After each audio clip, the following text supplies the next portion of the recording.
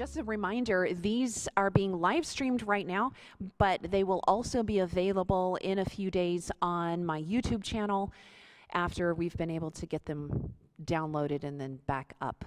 So that also works for people who may not have Facebook, and you can share them to others without having to be locked into the Facebook platform. But they'll also be there on the church Facebook live stream history for those who are on Facebook. It's kind of cool. Yesterday, we had the video from yesterday has 2,600 views on it already from people all over. So that's kind of amazing, and I'm thankful for that. Every one of us that goes and shares that helps other people see it, so that's awesome too. At the end of this session, somebody remind me, I'm going to talk about the books that are available. I'm just waiting for some of the other books to come in because we also have some of the children's books that'll be here, and I want to make sure that we can talk about all of them at the same time instead of kind of doing it over and over again. Also, we're going to use information from your Systems of Abuse handbook today. So if you have yours with you from yesterday, this is definitely the time to pull that out. We're going to refer to it a few times. If you didn't get one yesterday, please make sure that you raise your hand. Rhonda's in the back, and she can hand them out to you. If you are watching online and you want to be able to get a copy of this handbook, the link to go to sign up for that is wild.sarahmcdougall.com/safechurches. So wild.sarahmcdougall.com/safechurches is the link that you can go to if you are wanting to make sure that I can send you a copy of this digitally, PDF form. That way you can have access to it. Also, if you're here and you want to make sure, and you didn't get to sign up on the iPad yesterday, wild.sarahmcdougall.com/safechurches is the link to be able to go ahead and do that, or to share with other friends who may want to get those resources. This morning, we are talking about, we're going to start off with how to identify perpetrators, and this is who is the real bad guy. So if you've done any domestic violence or abuse advocacy at all, you already know that sometimes it can be very, very difficult to figure out who's telling the truth. And if you have been a victim of abuse who is trying to get help, you may have already experienced the fact that other people often feel very, very confused about who is telling the truth. The thing is, abuse victims often feel like they're going crazy. We feel like everything is foggy. We feel like everything feels chaotic. And because we've often, when we've experienced abuse, we've often been conditioned to doubt our own perception of reality, it's hard to know sometimes if we feel that we can have the confidence to say, this is what is happening to me, without second-guessing ourselves. In contrast, the person who is perpetrating the abuse may very often come off slick, believable, all put together, and the one who really has a compelling story. The victim is maybe very fragmented and trying to figure out what is actually going on, and that makes them appear less put together. So who's the easier person to believe in that scenario? The person who is causing the abuse. Oftentimes, now it's not always that way, but very often, especially in early stages of the abuse victim recognizing what's going on, it's very difficult to figure out and start having a sense of clarity. So one of the important things is, how do we look for patterns in order to be able to understand who the real perpetrator is? So we're going to start with a basic mandate, which is Psalm 82:3, defend the poor and the fatherless, do justice to the afflicted and needy. One of the things that is very important to me is that at each step of the way, no matter what we're talking about, that we are looking at it from the perspective of how would Christ have us handle these situations. What is biblical? What is reflecting the heart and the character of God in how we handle situations of abuse? So, church is really only as safe as we choose to make it. God requires us to protect the vulnerable. The next slide. There we go. Families, churches, and workplaces, we all agree that they should be safe places, right? We like to default to the assumption that they already are safe places. But here's the rub. We cannot make those places safe for the vulnerable while they are also safe for unsafe people. We cannot make church safe if church is safe for abusers and perpetrators. Church is only safe as we choose to make it. Slide. Domestic violence is what we're going to talk about in this particular session. Today we have 6 sessions and there's so much information to cover, but we're going to talk about different types of abuse because there is no just one thing. This is not a child abuse training, but we cover child abuse. This is not a domestic violence, physical abuse training, but we cover that as well. So I want to kind of break those down into different segments so that we can deal with each one individually. So there's so many different types of abuse, but for this session, we're going to address facts about domestic violence and the faith community. Here are some statistics for you. Domestic violence is the 2nd leading cause of death for African American women in the United States. It is the 3rd leading cause of death for Native women and the 7th leading cause of death for Caucasian women. And this is information from Jacqueline Campbell, who does phenomenal research. You can find this information quoted in the book, No Visible Bruises, page 59, and that is by the incredible journalistic author Rachel Louise Snyder. It's a runaway bestseller this year, and it's a brand new book this year. So if you have not yet read No Visible Bruises, I highly recommend it. Have a box of tissues, take breaks if you need to. It is a compelling book, and it can also bring up a lot of stuff if you've been through things yourself. So what is domestic violence? Well, domestic violence is defined as any of the 13 forms of abuse in the wheel of the systems and patterns of abuse. Now, if you have your book, and I know I stole yours, I'm sorry, we can get you another one, but if you turn in a few pages right toward the middle, you will see this wheel. We can put this wheel up on the screen, but there's a lot of information on this wheel, and it's hard to read from down there. So we have it printed in your book. So there you go.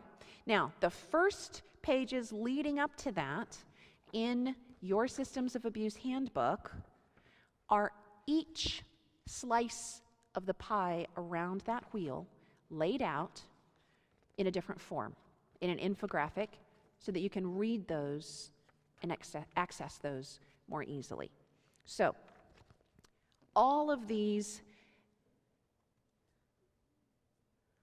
are domestic violence. Traditionally, we think of domestic violence as the things that leave bruises. My grandmother had a chair broken over her back one time when my grandfather was in a fit of anger.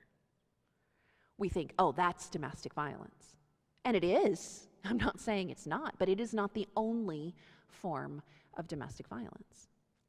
Domestic violence also includes several non-physical forms of abuse: social, psychological, emotional, verbal, spiritual, financial. All of these are part of the system of domestic violence. Now, remember yesterday we spoke about, is abuse a single discrete action? No. Abuse is not one thing that happened one time. Now, one thing that happened one time may be an abusive thing, but that does not create an abusive pattern. What we call abuse is defined as a pattern of actions where one person uses their power to exploit, oppress, or demean and devalue or harm the other person. Abuse is a system. And when we step back from seeing abuse as just, he punched her, she has a black eye, that now makes it abuse, and we look at it as a system, then we begin to understand that there are many different forms of abuse where there is the exploitation of power in many other ways. Abuse is not a single action. It is a pattern, next slide, of repeating behaviors which take away the power or autonomy of others by coercing or controlling them in any way. So then the question we ask next, how do we spot the signs of an abusive system? I will tell you that as I have continued studying and researching and digging into the character of God and what he presents to us as what he wants, the standard of love and patience and kindness and goodness and discipline and self-control and all of these things that are presented in Scripture as the standard by which God holds himself and us accountable, I have begun to realize the unaddressed abusive systems that surround us in workplaces, churches, belief systems, doctrinal systems, relationships, marriages, parenting. There's so much that we just absorb from the world around us, and it is not at all how God wants us to be interacting with each other. And it takes a while of studying these things to begin to purge our assumptions and rebuild the benchmarks, the measures of what we think is okay. I'm on that journey myself.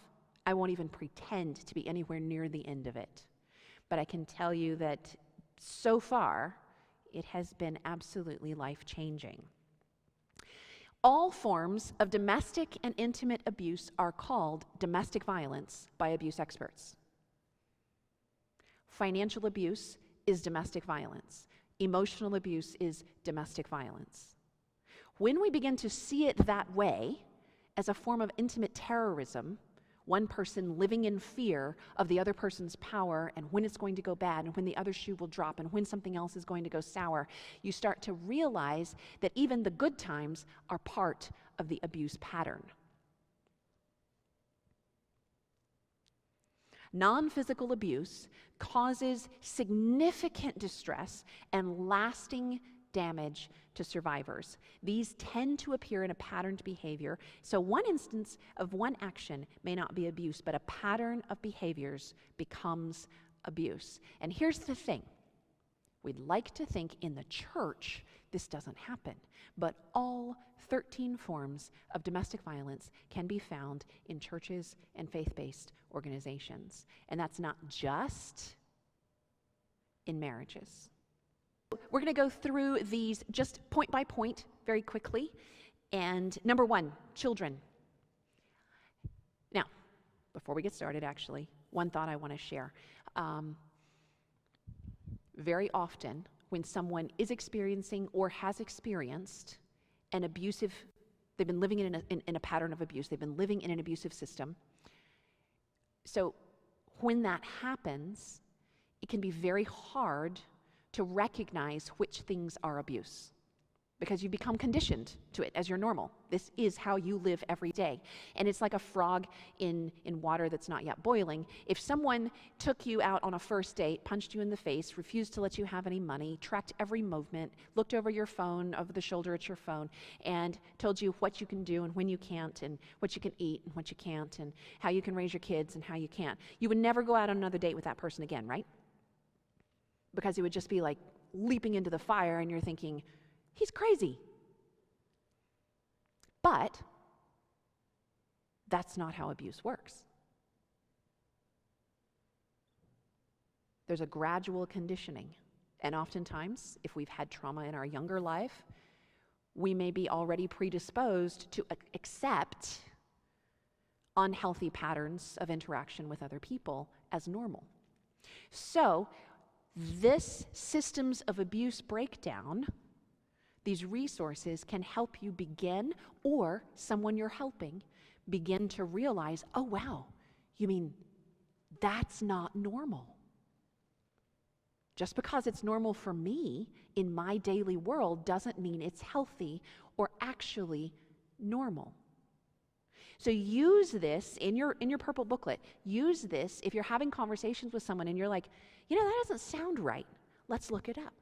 And go through point by point which things remind you of something you've experienced or remind someone else of what they've experienced, so you can begin to get clarity on the things that are causing you this trauma fog. Number 1, with children.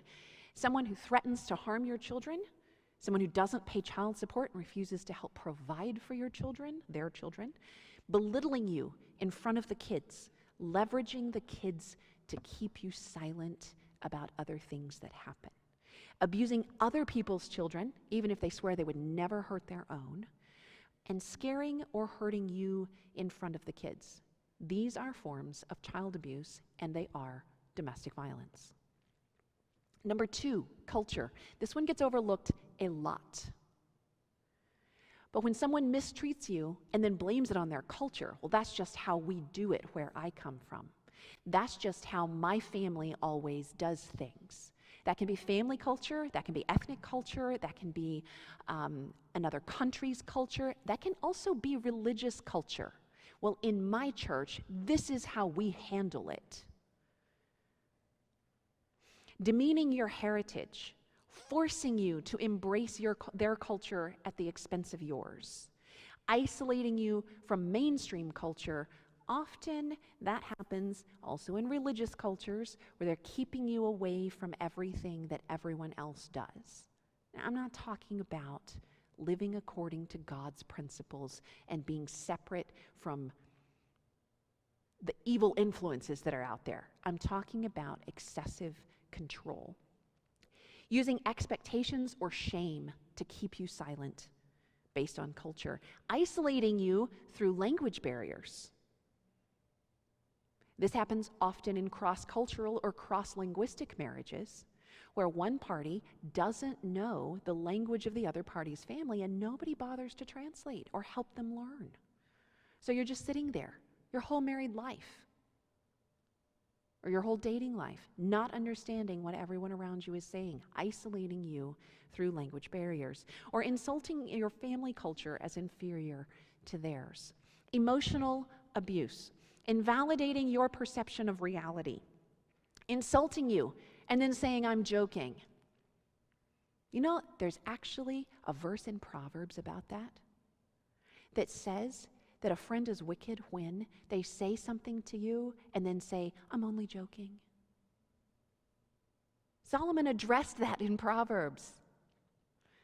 Denying affection, going silent, manipulating you with false guilt or false shame, flipping every argument back on you, even though they may have done something that was actually legitimately hurtful, and then talking about how all of it is your fault, and if you hadn't done such and such, they wouldn't have had to respond in such and such toxic or harmful way. Acting possessive and telling you it's just because they're protecting you instead of giving you the respect of knowing what's best for yourself. Vacillating back and forth, off and on, in and out, creating an emotional roller coaster where you just never know which way is up. And this happens a lot in dating relationships as well. If you are constantly wondering whether someone is in, and you never know if tomorrow they're going to be rethinking everything and second-guessing things, run. That's the polar opposite of the whole possession, owning you, nobody else can have you but me, but it is just as toxic. They are both abusive.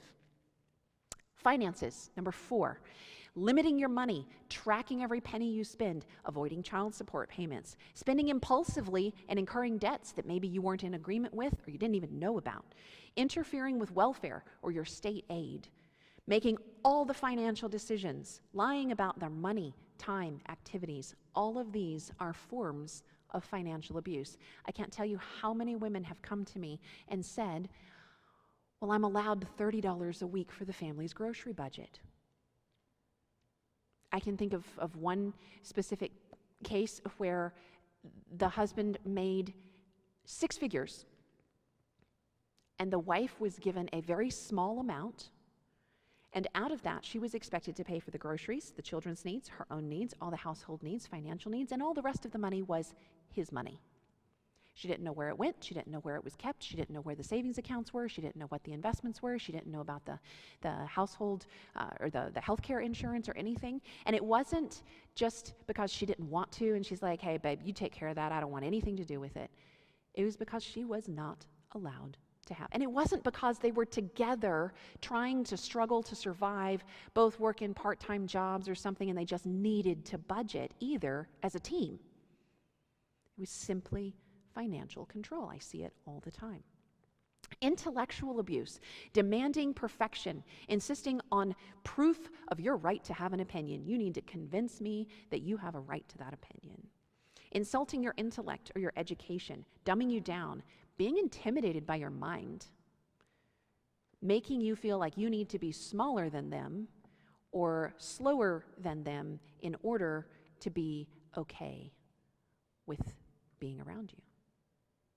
Refusing to allow you to disagree, or invalidating others if they begin to point out things that they see as a problem in these patterns. Number 6, pets and property.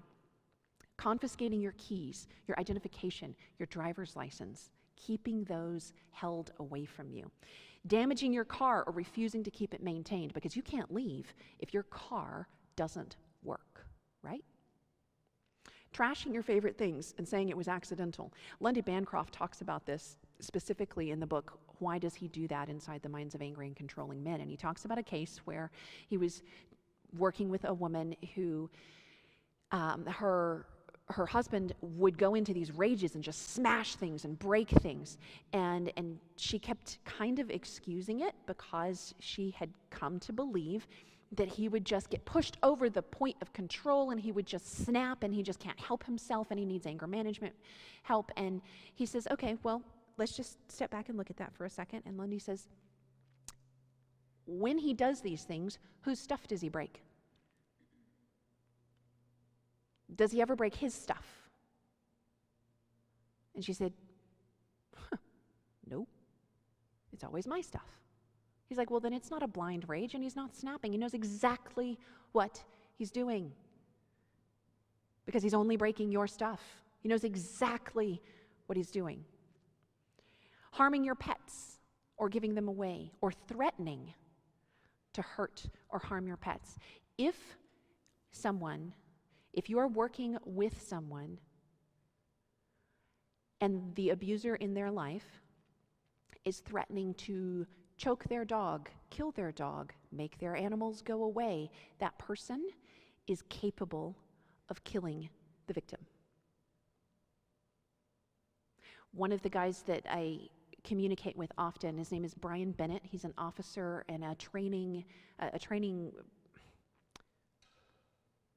specialist. I wouldn't say professor. He teaches at the South Carolina Criminal Justice Academy, and he trains law enforcement cadets in domestic violence and the connection between choking and domestic violence. The thing is, someone who is capable of threatening or following through with harming your animals because they know that you love that animal is also capable of threatening and following through with harming you. That is a homicide red flag. Punching walls, slamming doors, or just threatening to do any of these. Physical abuse. Well, we often think of physical abuse as where one person's body connects with another person's body and leaves bruises, but there are other things that are also physical abuse. Driving recklessly and having road rage is a form of physical abuse. They're taking your life in their hands, using their anger and their ability to control that vehicle to keep you scared and to potentially harm you. Disturbing your sleep, waking you up in the middle of the night, preventing you from getting rest. Choking, restraining, or controlling your breath. Here's a sobering statistic. The presence of choking of any kind, hands around your neck, in a relationship, indicates a 750% increase of homicide danger. To my knowledge, it is the single biggest risk factor that you could be killed. The one that is second to that is the presence of a firearm in the home increases the victim's risk of injury or death when there is abuse by 500%. But even higher than that is choking at 750% increased risk. Now, I'm not making a statement on firearms. I grew up around guns. I was raised by a southern farming dad who was also an Army veteran. So I'm not making any statement about whether or not you should or should not have guns. This is not my point at the moment. I'm saying if you live in a home in an abusive environment and firearms are present, your risk of being killed is higher by the abuser. Your risk of being killed by the abuser is higher, that dangling participle there. Your risk of danger is higher because someone could use those guns on you when that person is not self-managed. Blocking exits, not letting you leave the room, not letting you leave the house, making you sleep outside, throwing things, and using items other than their hands to cause pain or fear. Slapping, hitting, kicking, punching, biting, pinching, spitting. Any of these things toward you or your children are physical abuse. Psychological. Gaslighting you. That's is saying or doing things and then later telling you that never happened. You don't remember it the way you remember it. You didn't see it the way you saw it. You didn't hear it the way you heard it. You didn't feel it the way you felt it. Yeah, all of those things. Terrorizing you and then acting maybe like it never happened. So one of the things that I often hear, and I'm looking something up that I want to share with you as well. I'm trying to multitask and I'm doing poorly.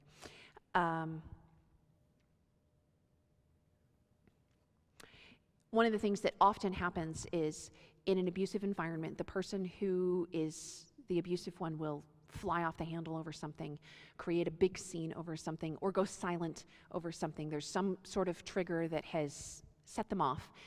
And then they will go through their process and then come back a short while later and you're just shattered by it. And they're just acting like nothing ever happened. It's all good now. Like they just flipped a switch and now everything's fine and you're supposed to be okay too. Has anybody ever had that happen? And you're sitting there physically or internally quivering and trying to process your emotions and crying and trying to figure out what just happened. And they're past it now. They've purged that explosion out of their system and now they're fine. And you're supposed to be okay too. And if you still have a problem with what just happened, then you are the problem. Projecting responsibility, controlling minute aspects of your life, food, fun, friends, etc. Projecting responsibility for addictions or infidelities onto you or other people. Displaying weapons as a way to keep you afraid. Convincing you that they know better than you do and threatening to hurt or kill themselves or others. Part of psychological abuse is suicidal threats. If you don't do what I want, if you don't come back to me, I can't live without you. I'm just going to kill myself. I might commit suicide. And so you leap through hoops because you don't want to carry the burden of having caused that person to do those things. Here's the thing. If someone threatens suicide, you call 911. Call their bluff and ask for a Baker Act. If someone threatens suicide, you believe them, you call the authorities, you call for medical support, and you call that bluff. You do not go do whatever the person has said that they don't want you to do or they're going to commit suicide. Because that is simply a manipulation tool. And if it is not a manipulation tool and they are genuinely considering suicide, they need help. You cannot give them from professionals. So the safest thing you can do is make the call. Don't cave to the pressure. Call the professionals. What I was looking for here, something called the narcissistic prayer. I would just call it an abuser's mindset. And that is, that didn't happen. And if it did, it wasn't that bad. And if it was, it's really not a big deal. And if it is, that's not my fault. And if it was, I didn't mean it. And if I did, you deserved it.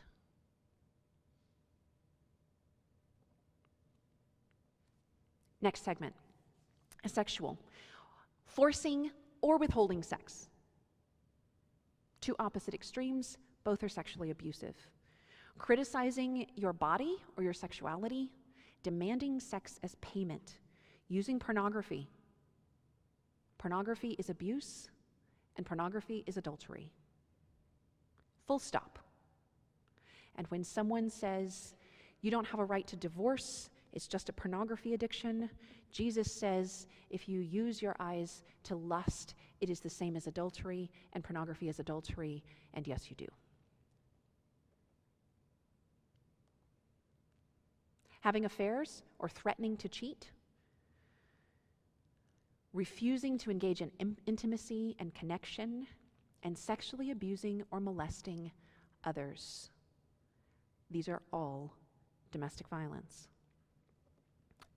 Social abuse. Monitoring your communication, phone, email, text messages, tracking your social media, monitoring your mileage, asking if you were really where you said you were going to be, and then checking the mileage against how far they know that it should have taken you to get there, and what route did you take. Discouraging your friendships, and that can be done very subtly. Well, they just really don't understand you. Nobody really understands you like I do. Well, you know, they just don't have your best interest in mind. Especially if those friendships might be discerning and might be able to help you find support when you're struggling. Dictating your freedom to have education or employment. If you had to ask permission to go to school, ask permission to get a job, ask permission to keep a job, hand over your money when you earn money from your job, keeping you at home and expecting you to keep unhealthy secrets. There is absolutely a sacred circle of information that should be surrounding a healthy marriage and a healthy family life. There should absolutely be things that you don't just go talk to everybody else about that you're dealing with in your home. But there is also the inverse of that is this expectation that we don't let people know what it's like inside the walls of this home.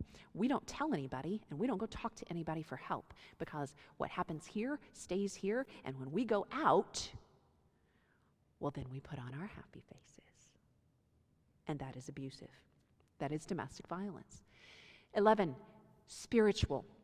Twisting scripture to avoid accountability, using beliefs to gain advantage, leveraging other spiritual leaders against you, silencing you with Bible verses, believing you need them to teach you about God. And you know what? This is a pervasive false teaching in many conservative Protestant denominations. The idea that a woman needs a man to teach her to understand the Bible because she cannot hear the Holy Spirit or read Scripture and competently understand it for herself is a spit in the face of God, because He created us equal and intelligent.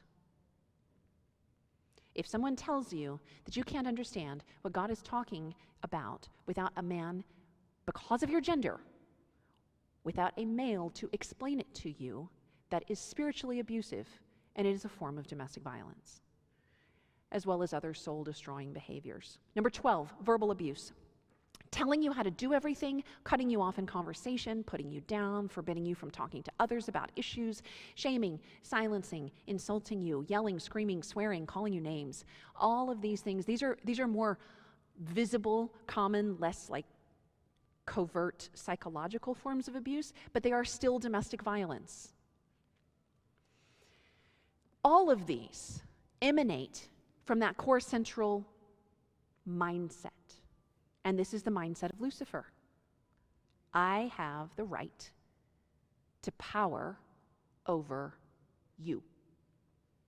creating chaos, gaining control by turning other people against each other, being a credit hog, taking other people's ideas and not sharing the glory, having delusions of grandeur, believing that they're smarter, wiser, stronger, more powerful than they probably really are, dictating the belief system for everyone else in the household, and having an attitude of entitlement, acting as if others should give way to their preferences or take care of their needs at the expense of their own, often paired with no interest at all in selflessly serving the other people around them as well.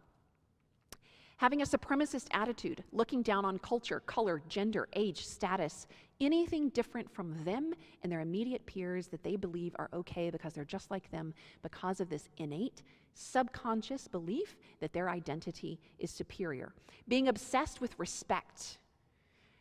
Individuals with this mindset may get aggressive to peers, children, or even the elderly when someone else doesn't act the way they think that someone else should to respect them.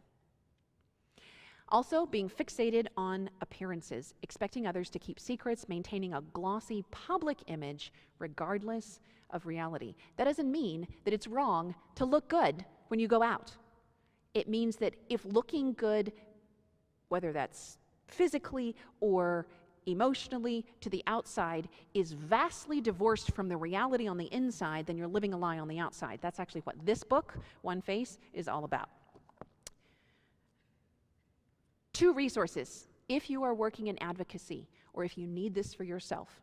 There is the Mosaic Threat Assessment. You can Google that and find it online. It is a long list of questions, and it will give you an assessment of your level of threat. You can do it for workplace, you can do it for intimate relationships, you can do it for family, you can do it for school. So it has a bunch of different types of assessments, and you can choose which one you need based on whether you are male or female, etc. It's extremely thorough, and it is admissible in court to prove to a judge your level of threat in a given particular environment. Also, the danger and lethality assessment, it is available online as well. I know Michelle has the link to that. And that one was developed by Jacqueline Campbell, who I've quoted earlier and is referenced in the No Visible Bruises book. Here's something you might not have ever thought of before, and that is the safest states for women who face domestic violence, track with me here, are the states with the lowest rates of women killing men. Let me say that again. The safest states in the United States for women who face domestic violence are the states that have the lowest rates of women killing men. Do you know why? Because that seems like it's upside down, right? The reason is the states that do not have good domestic violence protection laws, shelters, and consequences for men who abuse women are where women feel that ultimately their only option to stay alive is to kill the person who is harming them.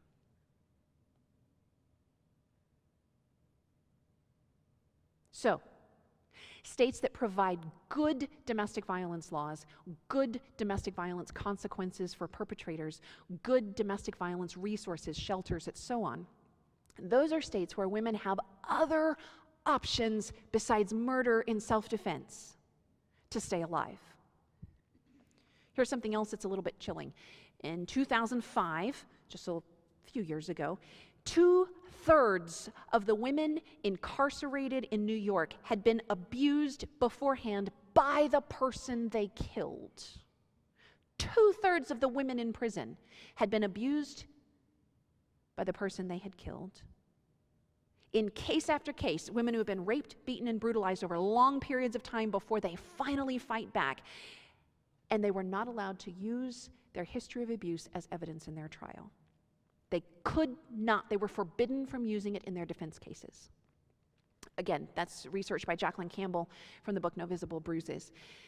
1 in 3 girls and 1 in 6 boys will have sexual contact with an adult by the time they are 18. That's from the Centers for Disease Control and Prevention. Anna Salter, the author of the book Predators, which I highly recommend, but not as bedtime reading, Wherever sexual abuse occurs, there are unwitting parents or caregivers witnessing the performance that precedes the crime. The most common age at which sexual abuse begins is 3 years old. We're going to go through some disturbing, chilling statistics here, just super fast. More than 2/3 of all sexual assault victims are juveniles, according to the Bureau of Justice. 1 in 7 victims of sexual assault are under age 6. And here is one that will bust myths that people often believe, and that is most sexual abuse is committed by heterosexual males, not homosexuals. That is from Dr. Jean Abel. The FBI estimates that on average there is 1 sex offender per square mile in the United States, as quoted by Corey Jewel Jensen. Here's something that's very important to understand, and we're kind of moving here over into child abuse from the domestic violence side. Pedophilia is not the same as child abuse. Now, if you start talking about a leader, a pastor, a church person, someone with high profile, and they've been caught with child pornography, or they have been molesting a child, and everyone is like, oh my goodness, how dare you call that good man a pedophile? You're not necessarily saying that they are. Some child sex offenders are pedophiles. The majority are not. Only a small percentage of those who offend children actually have a sexual preference for them. This is the next slide. Child abuse is about control and dominance, not sexual attraction. Also, child abusers have a very significant crossover rate, often committing other types of sexual crimes. Here's the reason why. By the time your conscience is so corroded that you can harm a child, you are capable of doing just about anything else as well. There are 3 types of children, or people who harm children: pedophiles, child predators, and child molesters. This is a super important distinction, because whenever you're dealing with someone who may have harmed a child, it is incorrect to automatically lump everyone into the pedophile category. Pedophiles are those who have an innate sexual attraction to children. There are many, many pedophiles who have never personally touched or harmed a child. They're simply sexually attracted to children. I'm not saying that that's not horrifying. I'm just saying that being a pedophile does not mean you are acting out harm to children. It is a sexual attraction. Child predators are those who play the long con, those who intentionally seek and groom and develop relationships with children in order to harm them. These are the ones who generally are married heterosexually.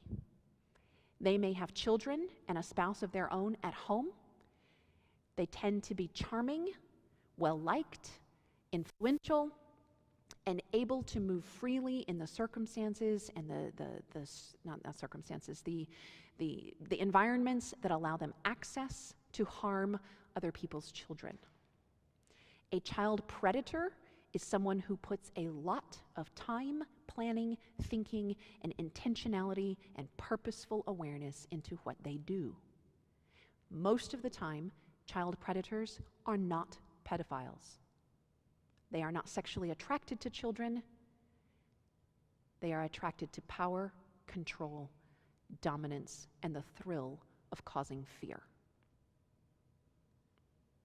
Child molesters is the 3rd category, and that is simply anyone who has sexually harmed a child. A 13-year-old who has sexually harmed a 2-year-old is a child molester. That doesn't make him or her a pedophile, and it doesn't necessarily make them a child predator at this point, although they have a high potential of becoming one if there isn't intervention. But a child molester is simply anyone who has harmed a child. Understanding the differences between these 3 and the mindsets that goes behind them is really, really important if you're working with this type of abuse. Valerie Jacobson is a survivor and writer and advocate who is just incredible. Follow her on Facebook if you have the opportunity. She says, crimes against women and children in the Christian community nearly always depend on the long con. This is an elaborate con carried out over time involving multiple layers of persuasion and credible deceit, believable deceit, not only toward those who are selected as marks, but also toward the people they are likely to trust and go to for counsel or help. A long con in the Christian community may include church membership, marriage, credible testimonies, this is the next slide, pietistic looks, touching statements, and impressive ethical stances.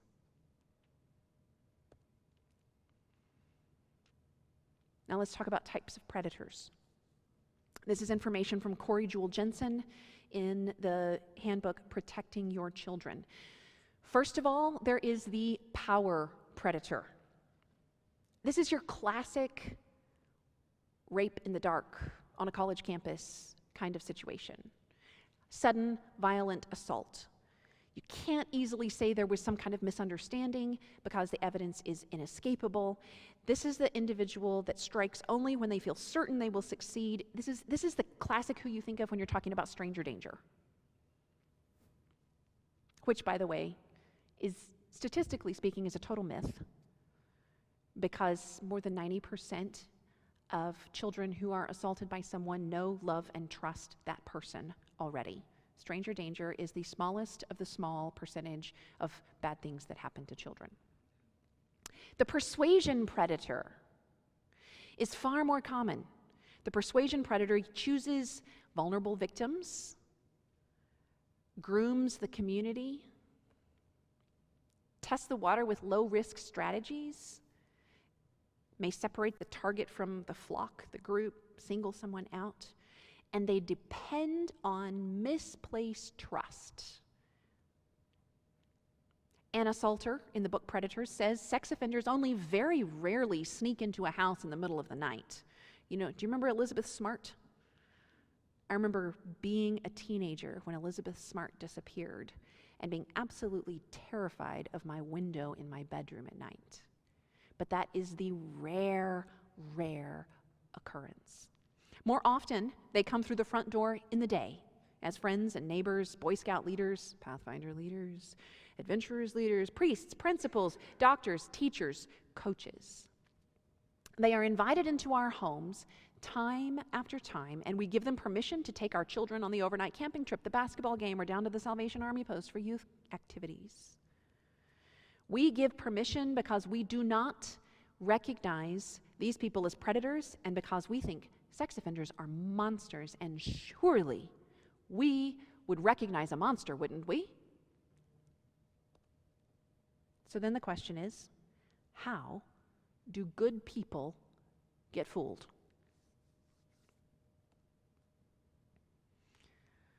Did any of you guys follow Nathan Pyle? He's a cartoonist. He has a ton of really cool stuff on Instagram, and he does these ones with the little aliens that are talking to each other, and they use really weirdly descriptive language. It's hilarious. I don't know, maybe it's just like a certain mindset, but I think they're absolutely hilarious. He also happens to be a Christian, and he's pretty open about his faith, which I think is also pretty cool. So he did this, and it's these two eagles sitting there discussing over a cup of tea in the newspaper. Do you think the owl is a predator? Of course not. He's never bothered me. Exactly. They keep on talking. I have no idea what Mr. Mouse was going on about. See, here's the thing. And I talked about this just a little bit yesterday in the new book, Talking to Strangers. Malcolm Gladwell quotes the research work of T. Levine, but it's worth going back over again in this particular context. The context is how people tend to default to the belief that other people are telling the truth, because that's our baseline, right? If you're a good person, your baseline is the assumption that other people are operating from good intentions as well. It takes a lot to push yourself over the threshold of belief to realize that you were being deceived. If you've ever been in an abusive environment, and you look back, you realize you went through this process toward the threshold of belief yourself, because there was a time when you did not believe you were being abused either. I'm going to come back to the distinction between some doubts and enough doubts, because it's crucial. Just think about how many times you've criticized someone else in hindsight for their failure to spot a liar. You should have known. Maybe you've said this to yourself. I should have known. There were so many red flags. I had doubts, and I didn't act on them. Well, the thing is, because in abusive relationships, the abuser very much wants you to focus exactly on that one thing, right?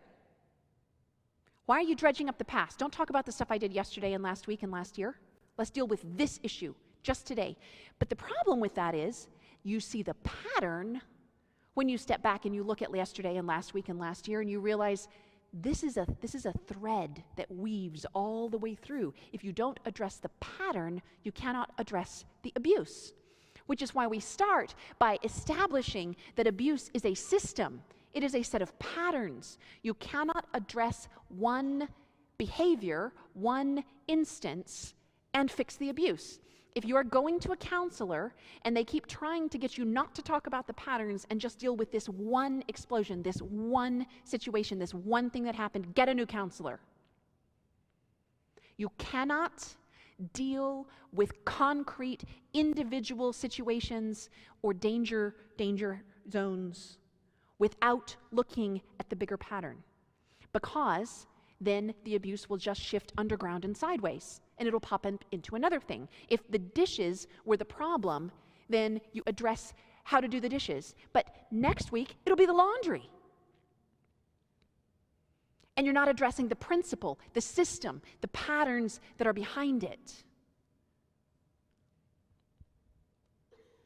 T. Levine would say that's the wrong way to think about the problem. The right question is, were there enough red flags? Was there enough of a pattern to push you over the threshold of belief? And if there weren't, then by defaulting to the assumption of truth, you were just being human. And go ahead and forgive yourself. Here's another reason that good people get fooled. This happens in church all the time, and that is because of the halo effect.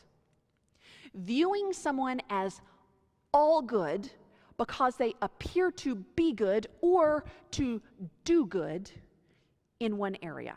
We see this with pastors or evangelists or church leaders or musicians or athletes, but they're so good at what they do. How can they also be evil over here on this thing? So if a pastor preaches powerful sermons, then naturally that pastor must be a safe person, right? Wrong. If an athlete is amazing in their sport, then they must have good character, right? Wrong. If a musician is fantastic on the stage, that must mean they're a decent person, right? Wrong. That's the halo effect talking. Jeremiah 31:11 says, "Both prophet and priest are godless. Even in my temple I find their wickedness, says the Lord." God knows this. Just because remember, we said this yesterday, nice is not a character trait. Nice is a tool. Someone can be absolutely excellent at what they do and what they've been trained to do, and they may be very nice, and that does not make them good. I mean, really, think about it. How did 1/3 of the angels decide that Lucifer was a really great guy? And they were living in the presence of God. They had absolute divine perfection to compare Lucifer against, and they still were deceived into believing that Lucifer was a nice guy. So it's not shocking that good people get fooled, especially in church. I'm not saying this to excuse those who choose to believe liars. I'm saying this because if you have been banging your head against a brick wall and just giving up hope because it seems like everyone always believes the liar every time, it is understandable. They are human. They are defaulting to their understanding and assumption of truth. It doesn't make it right. It doesn't make it excusable, but it does make it understandable. Here's another reason why good people get fooled. Those who are determined to do evil use nice and achievement and public image to groom those around them. Grooming is cultivating, supporting relationships with people who will believe them and who will come to their aid and rescue and defend them when there is an accusation made. If you intend to harm a child, there is no better way to make sure no one will believe the child's accusation than to be absolutely indispensable in children's ministries and to be very publicly someone who everyone relies on and everyone appreciates, to be golfing every weekend with the director of children's ministries, to be very publicly kind and affectionate and charming. All those people will come running to your defense when there's some whisper of allegation. Testing is a bit different, and Jimmy Hinton is an incredible advocate who I highly recommend that you follow if you don't already. Jimmy Hinton talks a lot about the difference between testing and grooming. So grooming is cultivating all of those relationships that get you trust and build on that currency of social trust. Testing is seeing what you can get away with, oftentimes in plain sight. So these things can be prolonged. They might start with initially innocent things, a lot of flattery, small boundary violations to see what you can get away with, wondering, hey, if you notice a child, if this is a child molester, child predator, you notice a child, seeing what you can get away with in front of that child's parents or around other adults. If they're not paying attention, you know you can get away with more. If a parent comes up and says, "Excuse me, what do you think you're doing?" or notices and takes the child away or whatever, you know that child's not a good target. Those parents are on top of it. Some of you may have seen a video that about 1.5 years ago I did that went viral. I don't know, a few 100,000 views or something on that. It was entirely unexpected. I did not intend for it to do that, but I had a situation at church where someone came up and was isolating my child from me by intentionally inserting himself between me and my child with his back to me, ignoring my questions and speaking to my child, and then name dropping my other kid's name to try to get information out of the child he was talking to, and my radar just went up all over the place. And as soon as he walked away, my kid turns to me and says, "Mommy, do we know that man? I feel funny." And I'm like, yes, I've been teaching him right. And I went over just short version because it was like a 20-minute video that I was like all hopped up on the adrenaline afterward, and I sat out in my car after church and I'm like, I can't do it. I'm gonna have to tell you guys what happened today is this whole thing. But I went over and I sat down in front of him and I said, "Hey, I saw you talking to my kids and I don't know you. My name's Sarah. What's your name?" And I sat down, and the guy's never been back to church. He also went over to the security person at church that I went to after I had that conversation with him and started telling him that I was wrong. And he started trying to leap on the defensive to try to get the security guy to tell me to back off. And I wasn't even actually doing anything. He was just really aggressive. But yeah, he never came back to church. So when you are a hard target like that, your kids are safer. And it's okay to be mama bear or daddy bear, because this world needs more mama bears. That's all right. And you know what? If someone has no ill intentions, they're not going to be offended if you want your kids safe. And you can be aggressive about keeping your kids safe without being a jerk about it too. But you know what? If somebody is absolutely determined to not hear you and you're just asking for safety, it's okay to be pretty hardline about it as well, because it's your kids we're talking about. Developing a sense of need, creating alone time with that child. So Anna Salter, also, I have a lot of quotes from her in this one. The problem is deception. Despite the fact that decades of research have demonstrated that people cannot reliably tell who's lying and who isn't, most people believe we can. So we will trust our gut instead of trusting the pattern of evidence that stands in front of us, because we would rather believe that people are telling the truth and that we can tell when they're not. Secrecy is the lifeblood of sexual aggression, and this is why the church absolutely cannot afford to cover up or handle quietly any sexual assault issues. In doing so, we allow the spores of the mold of addiction and abuse to breed in a petri dish in the dark instead of shining the light on it and bringing it out into the sunshine. Here's the thing, you're going to be fooled. If you work in advocacy, if you work as a mentor and a helper, you will be fooled at times. Anna Salter says that despite the psychopath's lack of conscience and lack of empathy for others, he is inevitably better at fooling people than any other type of offender. I suppose a conscience just slows people down. We talked yesterday about projection. If there seems to be a pattern where someone is continually repeating these things and they're not being called to conscience, you are dealing with someone who may lack a conscience, and you have to stop expecting conscientious statements or interventions to work on someone who doesn't have a conscience. What you can do: monitor children closely. Talk frequently about abuse issues with your kids. Do not leave them ignorant about the fact that there are evil people in the world. Don't go about it in a way that like everybody out there is terrible and scary and leave them with terrifying nightmares, but talk to them openly about the fact that not everyone is safe. Model an environment of believing victims. When there's something that comes up on the news and your kids hear everyone sitting around the family dinner table talking about how, oh man, I bet that one made that up. Wonder what she's getting out of this with this accusation. You're telling your children to shut up if anything ever happens to them, because that's exactly what you're going to say about them too. Role play with your kids about safe touch and about being quick to tell. Read books together about this. Respect your children's boundaries.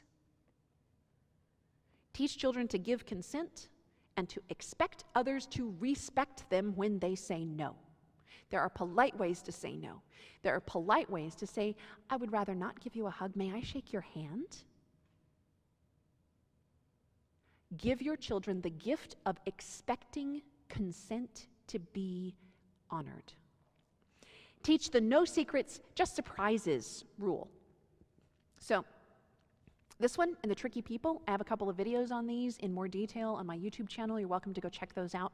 And I also have a list of best resources for kids with, I'm actually going to email that list to everyone who signed up on the iPad yesterday. If you didn't get a chance to do that, let me know afterwards. But just a quick overview of no secrets, just surprises is we don't keep secrets.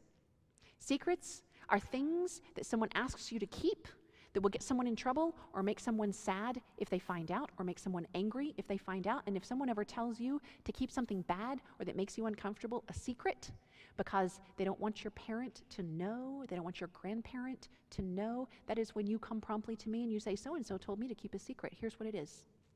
Now, surprises are different. Surprises are happy things that we keep to ourselves for a short period of time so that we can tell someone to bring them joy. That's a whole different ballgame. No secrets, just surprises. The other thing is tricky people. Stranger danger is a total myth. We've already covered that. But when you have someone who sets off those alarm bells inside of you and you're thinking, this might be a tricky person. There might be something inconsistent with like the things that this person is saying and something about their body language or whatever it is. It doesn't make me feel right inside. And every child will feel those things differently. Role play with your children. You can do this as young as 5 years old. When you're scared, where do you feel it? When something's not right or you don't feel safe, where do you feel it? Well, some children will say, I feel it in my tummy. I feel like I need to go poop. Well, that's okay. If you get that feeling, you come find mommy and you tell me. That feeling is God's Holy Spirit and your instincts telling you something isn't okay and you need to find a safe person and talk to them about it. It's okay if you feel that feeling. Listen to that feeling. Other kids may say, I feel it in my throat. I feel like I can't swallow. Or my heart starts racing. Or I can't grab things with my hands and I feel tingly. Whatever it is, help your children as young as possible to identify where their body tells them that something isn't okay? And if you've never asked yourself those questions as an adult, ask yourself that now. How do I feel it when things start to escalate inside me and I start to get that sense? Get in tune with that. Listen to it. And if your children begin to be educated about this, and then they start implementing that, give them the honor and respect of acting on it. Here's an illustration. Last summer I took my kids and we went to the local Twisty Treats thingy where they do like the ice cream cone, and it's like $1 Wednesday, and the whole ice cream shop looks like one big ice cream cone with a big twisty thing on the top, and they love it. And we sit outside, and I've been teaching my kids this for a few years, and this kind of biker gang all comes up on their motorcycles. And my kids are on the autism spectrum, and for them, there are certain things that trigger senses that may not trigger other kids and might not trigger adults. But when this biker gang came up, and they were fine, there was no real, I mean, they didn't look dangerous or anything to me, but they had helmets on, and you couldn't see their faces, and my son was wigging out, and he says, "Mom, I don't feel comfortable. I don't think they're safe." And I knew immediately that, I mean, I'm taking an adult assessment. I don't think there's any threat here. They look completely normal. They're riding motorcycles. They're wearing what they're supposed to wear, right? Like on a motorcycle, you're supposed to wear a helmet. But for him, it was making him feel unsafe. So I had two options at that point. I could turn and say, "Oh no, they're fine," because I just did an adult assessment. And in doing so, I would be teaching him to not listen to what his gut was telling him. Or I could say, "You know what? If that makes you feel uncomfortable, would you like to take your ice cream and we can go to the car and we can drive over to Nana's house?" And so that's what I did. I don't think we were in any danger at all, but he needed to know that I supported him listening to his instincts. Because if I tell him that his instincts aren't valid when he's 8 years old, 9 years old, then what am I telling him? In the future, when you feel that, ignore it. And that's the opposite of what I want my kids to learn. So we took our ice cream cones, and I have a no eating in my car rule, but we took our ice cream cones in the car and we drove over to Nana's house. And he was validated in listening to his instincts.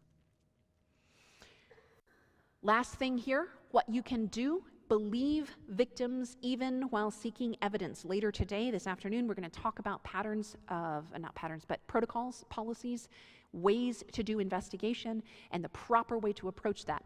But the ultimate baseline is operate with an attitude of belief even while you're looking for evidence.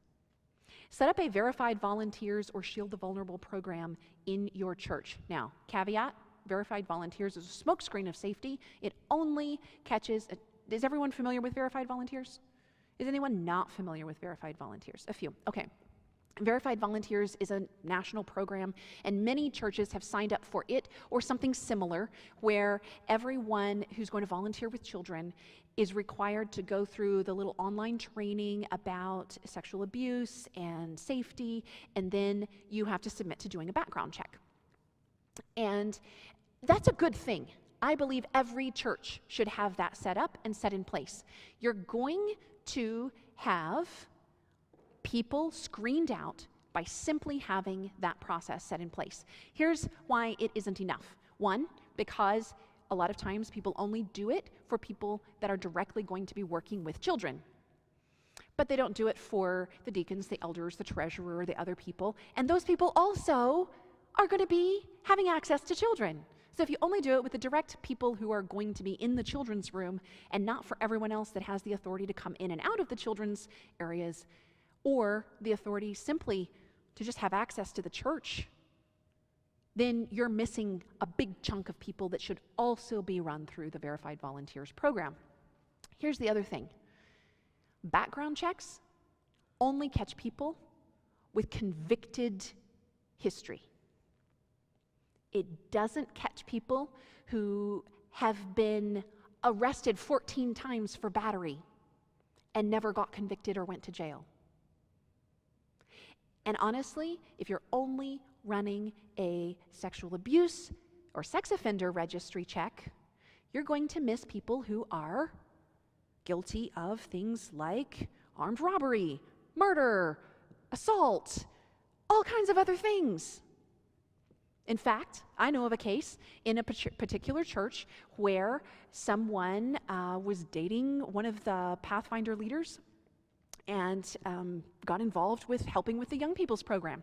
And in the Young People's Program, there was a parent who kept feeling uncomfortable with this particular individual and finally ran a Google search on the person. Well, it turned out that when this person began working with the youth, they had said, hey, you know, I was actually convicted of a crime, and I just feel like I should disclose that. Which you'd think, okay, well, that's like an honest step, right? That on that person's part. Well, here's the problem. The leaders in that particular church said, okay, was that crime related to children? And the individual said no. And they said, okay, well, we'll just let you do the verified volunteers. We'll run the background check and it'll be fine. They didn't ask any further questions. Well, time went on and this parent was observing things and being increasingly uncomfortable. And so the parent did a Google search and found murder trial records from the next county over. Well, background checks don't catch murder trials. Because unless you were a registered sex offender, it's not going to pull anything up. And it was not in that county. And it wasn't run on a nationwide basis. It turned out that that person had been convicted of murdering their spouse in front of their children and had done hard time for it and was now dating the youth leader and had access to everyone else's children. And when this parent brought their information to the church leaders, they were told to sit down and stop making trouble.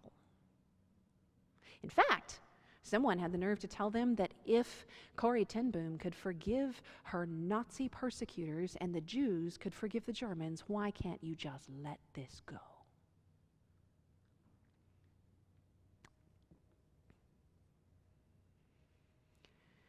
So running verified volunteers background checks is not enough. Make sure multiple trained adults are always supervising children. Speak up if you observe that something feels off, and keep speaking up until someone listens. And avoid dangerous situations. Matthew 10:16 says, "Behold, I send you out as sheep in the midst of wolves. Therefore be wise as serpents and harmless as doves."